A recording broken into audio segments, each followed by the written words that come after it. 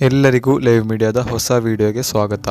ಇಂದಿನ ವಿಡಿಯೋದಲ್ಲಿ ನಾವು ಹೇಳುವ ವಿಷಯ, ನೀವು ಈಗಷ್ಟೇ ಥಂಬ್ನೈಲ್ನಲ್ಲಿ ಕಂಡಂತೆಯೇ 18 ವರ್ಷಗಳ ನಂತರ IPL ಟ್ರಾಫಿಯನ್ನು ಗೆದ್ದಿರುವ ರಾಯಲ್ ಚಾಲೆಂಜರ್ಸ್ ಬೆಂಗಳೂರು ತಂಡ ಇಂದು ಸಂಜೆ 3:00ಗೆ ಬೆಂಗಳೂರಿಗೆ ಬಂದು ತಮ್ಮ ಬೆಂಬಲಿಗರೊಂದಿಗೆ ವಿಜಯೋತ್ಸವವನ್ನು ಆಚರಿಸಲಿದೆ.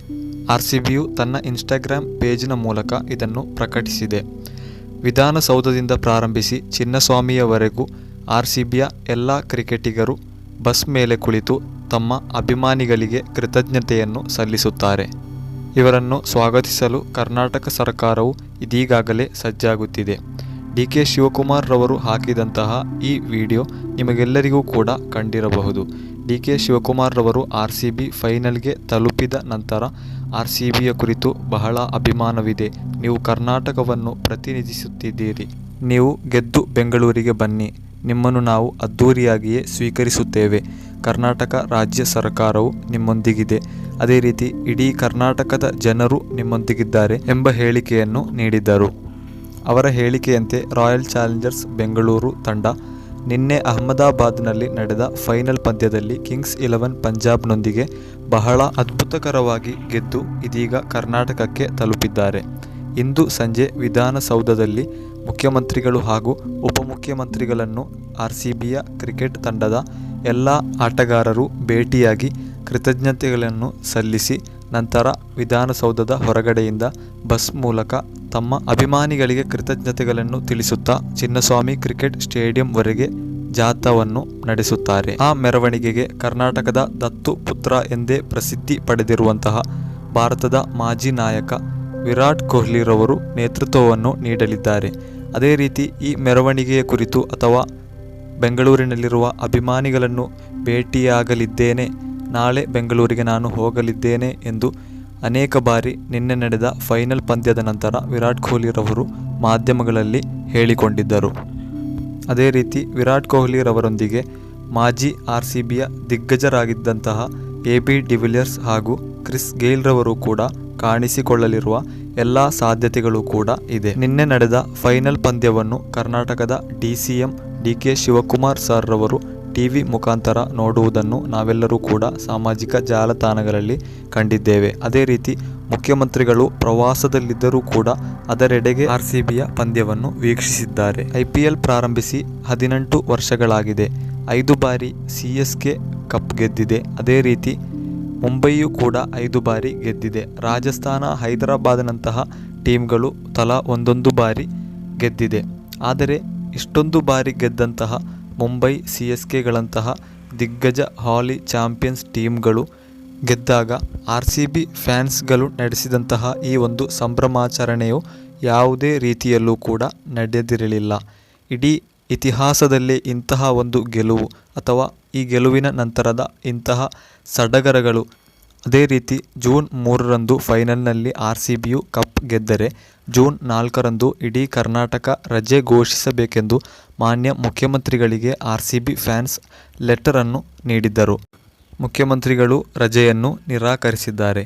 ಕಾರಣ, ಅದರ ಹಿಂದೆ ಹಲವಾರು ರಾಜಕೀಯ ಹಾಗೂ ಸಾಮಾಜಿಕ, ಶೈಕ್ಷಣಿಕ ಸಮಸ್ಯೆಗಳು ಬರುವುದು. ಆದ್ದರಿಂದ ಯಾವುದೇ ರೀತಿಯ ರಜೆಯನ್ನು ನಾವು ಘೋಷಿಸುವುದಿಲ್ಲ ಎಂದು ಮಾನ್ಯ ಮುಖ್ಯಮಂತ್ರಿಗಳು ತಿಳಿಸಿದ್ದಾರೆ. BCCI ಕಡೆಯಿಂದ ರಾಯಲ್ ಚಾಲೆಂಜರ್ಸ್ ಬೆಂಗಳೂರು ತಂಡಕ್ಕೆ 20 ಕೋಟಿ ಹಣವನ್ನು ಬಹುಮಾನವಾಗಿ ಘೋಷಿಸಲಾಗಿದೆ. ಅದೇ ರೀತಿಯಲ್ಲಿ ಕರ್ನಾಟಕ ಸರ್ಕಾರದಿಂದಲೂ ಕೂಡ ಕೋಟಿ ಹಣಗಳು RCB ತಂಡಕ್ಕೆ ಬಹುಮಾನವಾಗಿ ಘೋಷಿಸಲಿರುವ ಎಲ್ಲ ಸಾಧ್ಯತೆಗಳು ಕೂಡ ಇದೆ. ವಿರಾಟ್ ಕೊಹ್ಲಿ ಹಾಗೂ ಇನ್ನಿತರ ಸಹಚರ ಆಟಗಾರರಿಗೂ ಕೂಡ ಹಣ ನೀಡಲಿರುವ ಸಾಧ್ಯತೆಗಳಿದೆ. ಕಾರಣ, ನಮ್ಮ ಕರ್ನಾಟಕವನ್ನು ಪ್ರತಿನಿಧೀಕರಿಸಿಕೊಂಡು ಆಡುವಂತಹ ಒಂದು ತಂಡವಾಗಿದೆ ರಾಯಲ್ ಚಾಲೆಂಜರ್ಸ್ ಬೆಂಗಳೂರು ಎಂಬುದು. ಅವರು ಟ್ರಾಫಿ ಗೆಲ್ಲುವ ಮೂಲಕ ಇಡೀ ಕರ್ನಾಟಕದ 7 ಕೋಟಿ ಜನರನ್ನು ಕೂಡ ಸಂತೋಷಪಡಿಸಿದ್ದಾರೆ. ಆದ್ದರಿಂದ ಅವರಿಗೆ ಕರ್ನಾಟಕ ಸರ್ಕಾರದ ಮುಖಾಂತರ ಕೋಟಿ ಹಣಗಳನ್ನು ಬಹುಮಾನವಾಗಿ ವಿತರಿಸಲಿರುವ ಸಾಧ್ಯತೆಗಳಿದೆ.